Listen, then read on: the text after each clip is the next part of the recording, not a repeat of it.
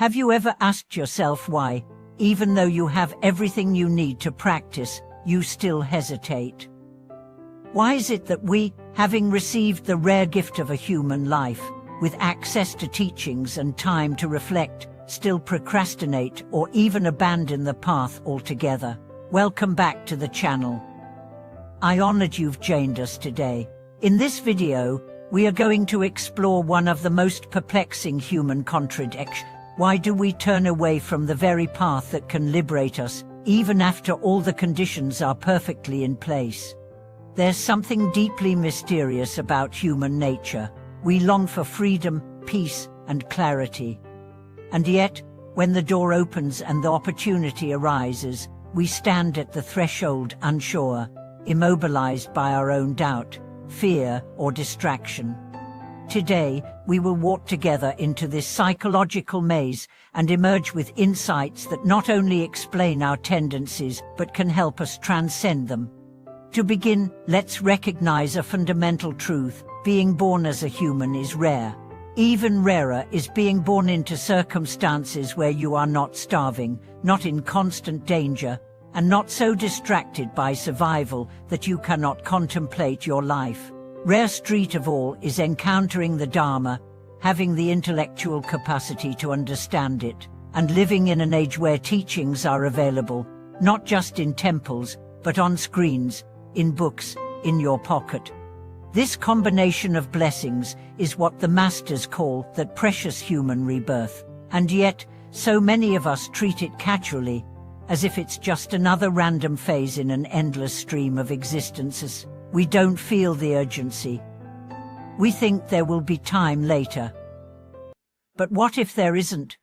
Let me share with you a moment from the life of a young monk who once sat across from his teacher, tears in his eyes. He said, "Master, I try to meditate, I try to chant, but my thoughts are everywhere.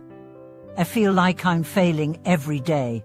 His teacher looked at him, not with disappointment, but with deep compassion, and said, "You are not failing, you are simply forgetting who you really are. Each time you return to the cushion, you remember. That is success." This exchange reveals one of the great obstacles on the path, the voice of inadequacy. We compare, we criticize ourselves, we doubt our worth, and so, instead of walking forward, we freeze, we delay, we tell ourselves we'll try harder tomorrow. But tomorrow is a seductive liar. It promises change while robbing you of the present, and the truth is, the path is never walk tomorrow. It is always walk now, this moment, this breath, this choice. Another reason we give up is distraction. The modern world is a vortex of noise, screens, urgency, and alerts. Our attention is monetized. Companies spend billions trying to pull your mind toward them and away from yourself. The result, an entire generation that feels too busy to practice, too tired to reflect, too scattered to sit still. But here's the irony: the very things that exhaust us are the things we use to avoid our exhaustion. We feel overwhelmed, so we scroll. We feel anxious, so we binge. We feel lonely, so we chase digital connection. Yet none of these truly nourish us. They simply numb us.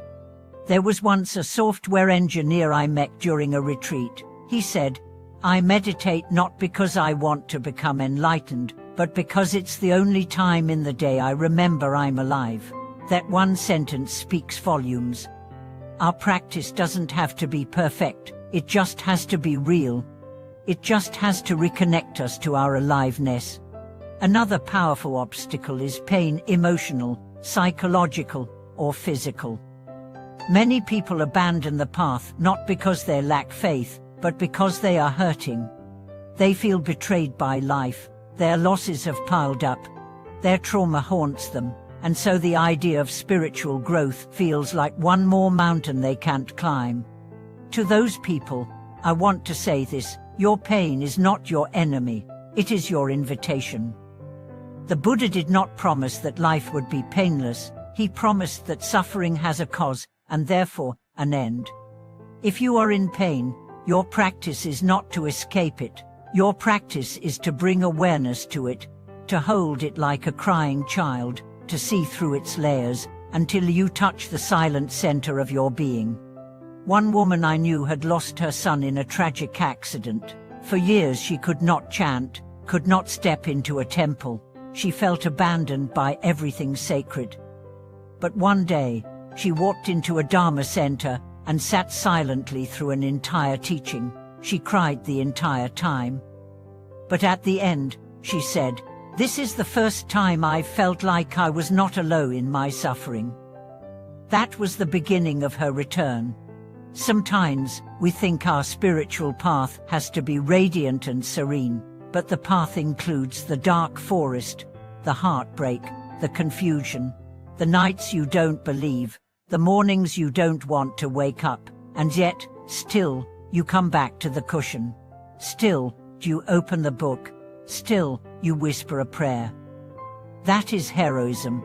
The masters speak of the 18 freedoms and advantages that make our human life uniquely qualified for awakening, but none of them guarantee motivation.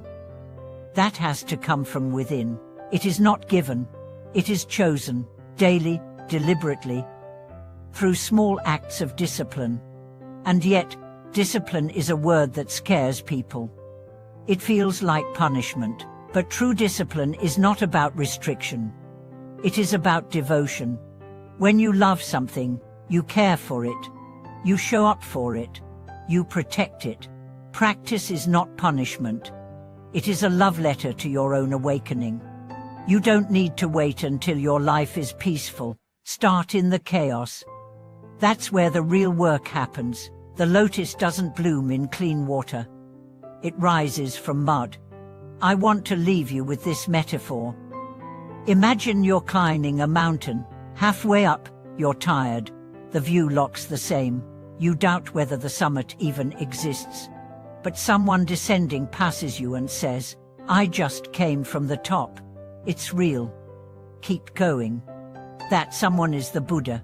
That someone is every practitioner who has walked before you. The trail is steep, yes, but it is also illuminated by footsteps, sweat, prayers, and joy. So keep going. Even if your steps are small, even if you stumble, keep going.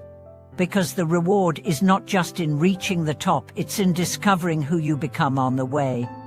And here's one more truth. Every time you resist the urge to give up, you are training your mind. You are changing your karma.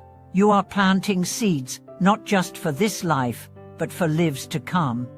You may not see the fruits today, but one day, perhaps in a future life, a young practitioner will sit quietly and feel peace for no reason. That peace will come from you, from the choices you make now, from the practices you refuse to abandon. So let us choose to continue. Let us choose to return. Let us choose to cherish this moment, this breath, this sacred chance. If this video spoke to your experience, please share your story in the comments. Have you struggled with procrastination? With giving up?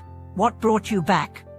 Your words might be the light someone else needs to find their way again. Remember to like, subscribe, and help us share this message far and wide. You are not alone. We are walking this path together.